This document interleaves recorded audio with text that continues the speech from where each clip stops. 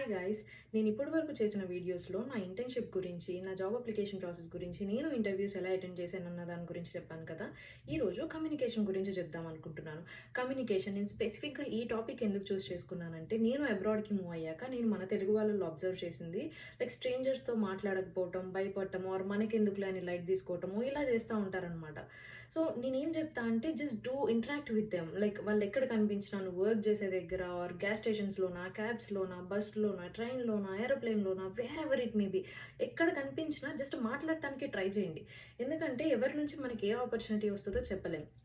So నేనేం చెప్తానంటే like we do have lot of skills like Python, Java, sequel, .NET what ever it may B. On top of all these skills you should have communication skill. Like communication skill అంటే నువ్వేదో proper English sentence రాయాలనా, లేకపోతే proper grammar మాట్లాడాలని కాదు. నువ్వు ఏదైతే feel అయితున్నావో దాన్ని opposite ఉన్న వాడికి వాడు మిస్‌అండర్‌స్టాండ్ చేసుకోకుండా, లైక్ వాడి ఫీలింగ్స్ హర్ట్ అవ్వకుండా నువ్వు ప్రాపర్‌గా కన్వే చేయడం. That is what communication skill according to me.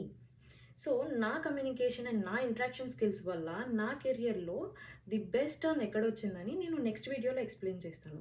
So please do interact with strangers. Thank you.